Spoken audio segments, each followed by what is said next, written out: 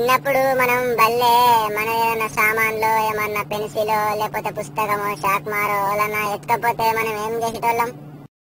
ఇక దొంగతనం చేసేటోళ్ళు చిన్నప్పుడు తెలియక. ఇక మనం ఏమందు ఎవరు తీసిరు మర్యాద కొద్ది ఎప్పుడు అంటే ఎవరు కూడా చెప్పపోతుండే. గతం ఇక మనకు మంత్రాలు వస్తాయి. అప్పుడు ఇక మంత్రాలు వస్తాయని మనం ఏమందు అమ్మలు గుమ్మలు పొజమగడు బొగ్గులు తెల్లారు లేచేసరికి తీసిన కడుపుల గడ్డలైతే అనుడితోటే ఆయనతో భయపడి టక్కన తీసుకొచ్చి చేతిలో పెడుతుండే. అబ్బా అమ్మలు తీసే అని బట్లాడుతుండే తీసినాయని. నిజంగా అవి ఆయిల్ తెచ్చుకుంటేనే గమ్మత్ అనిపిస్తుంది కదా. ఇలా గట్లాంటి స్కూళ్ళల్లో మంత్రాలు వేస్తున్నారు వాళ్ళన. ఇంటికడికి వచ్చేటప్పుడు షారనో ఆటనో జోర వేసుకొని తెచ్చుకునేటోళ్ళం. దుకాణంలో పోయి ఏమన్నా కొనుక్కునేటోళ్ళం. కొనుక్కునేటప్పుడు పోయేటప్పుడు మన సోపతి గారు ఎంబన్నీ వస్తుండే. ఇక మనం ఏం కొనుక్కునేటోళ్ళం? రసగుల్లలో, పిప్పర్మెంట్లు, చాక్లెట్లు.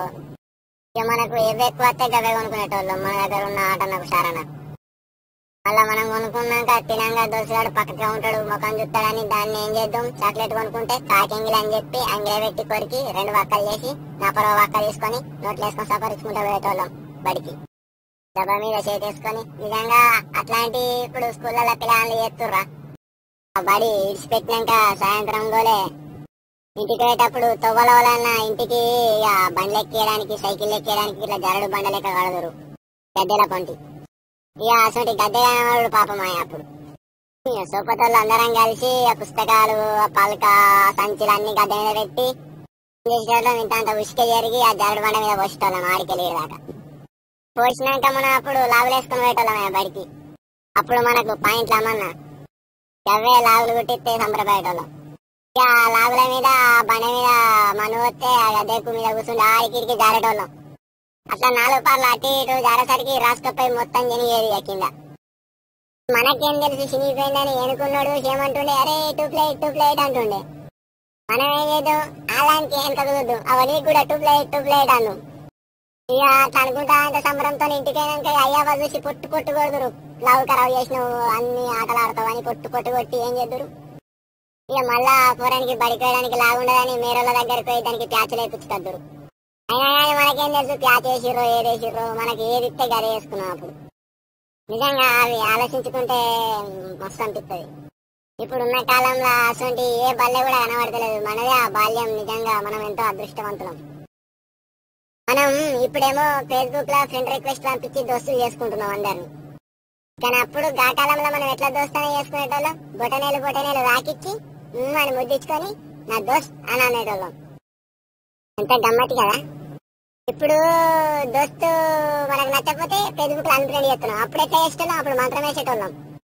ఇయో నీ దోస్తు కటిప్, అల్లం బెల్లం కాస్ కీస్ కటిప్, ఇక నువ్వు నా సోపతి లేవు పో అనేటోళ్ళం.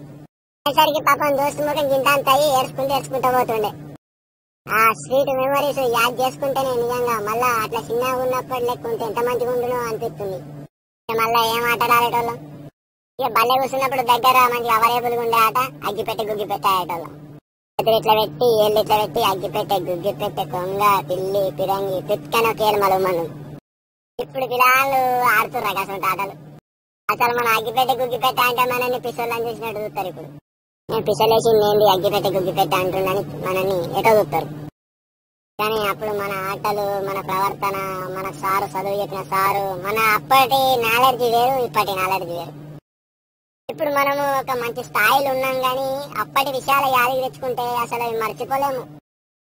మళ్ళా బడికి రాగా మధ్యలో తువ్వంటోళ్ళన్న పెండ గాని కొడిపి గాని తొక్కి బల్లె కట్టే మనం చూసి ఏమనేటోళ్ళం? కిరికిల్ వేసుకునేటోళ్ళం. కిరికిల్ దానికి ఇట్లా 2 ఏళ్ళు గిట్ అనేటోళ్ళం. కిరికిల్ అనేసరికి కథం ఇక మనల్ని ముట్టుకున్నా కానీ మనకేం కాదన్నట్టు.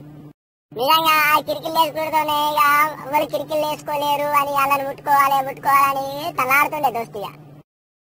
అల్లరి చేస్తాను ఆగమాగం చేస్తాను బల్లే. ఇవన్నీ చూసి సార్ కోపం వచ్చి కోదండం ఎత్తా అనేటోడు. కోదండం ఎత్తి కింద రేనగంప పెడతా అనేటోడు. కానీ చేసేటోడు సార్ మనల్ని భయపట్టించేటోడు. అట్లా మనకు అప్పుడు అదే భయం. సార్ అట్లనే భయం చెప్పిండు. కానీ ఇప్పుడు కాలంలో అట్లా లేరు. సార్ మీదకే మరవడుతురు, సార్ని కొడుతుర్రు.